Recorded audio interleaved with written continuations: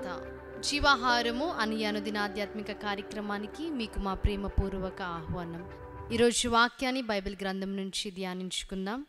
కీర్తనల గ్రంథము 33వ అధ్యాయం 22వ వచనం. యెహోవా, మేము నీ కొరకు కనిపెట్టుచున్నాము, నీ కృప మా మీద నుండును గాక.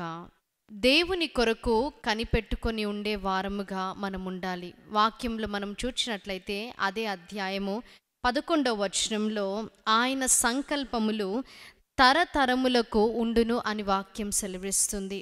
ఆయన ఆలోచనలు సదాకాలము ఉండును అంటే ఒక సంవత్సరం మాత్రమే కాదు, లేదా 2 సంవత్సరాలు మాత్రమే కాదు, కానీ ఆయన సంకల్పములు తరతరములు ఉండును అని వాక్యము సెలవిస్తుంది. అంటే దేవుని కొరకు మనం కనిపెట్టుకొని ఉన్నప్పుడు ఆయన మనని రక్షించే దేవుడిగా ఉన్నాడు, అలాగే తప్పించే దేవుడిగా ఉన్నాడు. 16వ వచనంలో, ఏ రాజును సేనా బలము చేత రక్షింపబడడు, ఏ వీరుడును అధిక బలము చేత తప్పించుకొనుడు.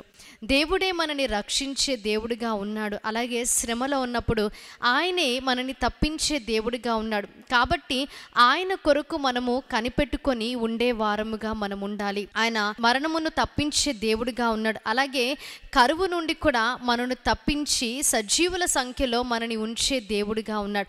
మరణము తప్పించుట దేవునికి మాత్రమే సాధ్యము.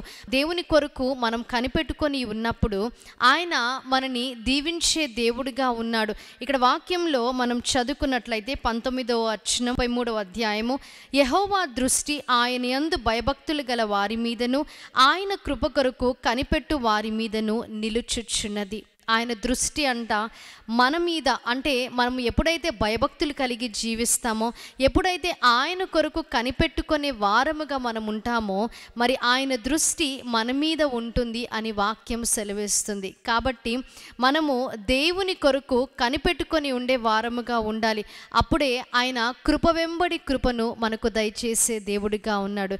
కాబట్టి దేవుని దగ్గరికి మనము వచ్చి ఆయన కొరకు కనిపెట్టుకొని ఉండే వారముగా మనం ఉండాలి. 21వ వచనంలో మనం చూచినప్పుడు, మన ప్రాణము యెహోవా కొరకు కనిపెట్టుకొనుచున్నది, ఆయనే మనకు సహాయమును మనకు కేడమునై ఉన్నాడు.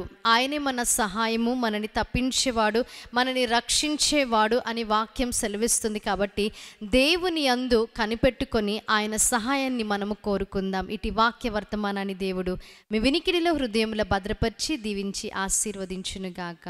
ఆమేన్. ప్రార్థన చేసుకుందాం. మహాగణుడా, మహోన్నతుడా, పరిశుద్ధుడా, మీకు స్తుతులు, స్తోత్రాలు, వందనాలు తండ్రి. కృప వెంబడి కృపను మాకు దయచేసే దేవా, మీకు స్తుతులు, స్తోత్రాలు తండ్రి.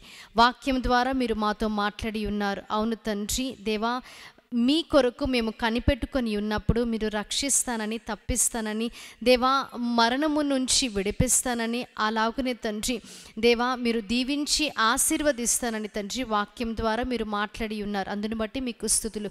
విన్న వాక్యాన్ని ప్రతి హృదయంలో మీరు భద్రపరచండి. యేసుక్రీస్తు నామములో అడిగి వేడుకుంటున్నాం ప్రియ పరలోకపు తండ్రి. ఆమేన్. మరణాత. దేవుడు మిమ్మల్ని అందరినీ దీవించి ఆశీర్వదించునుగా.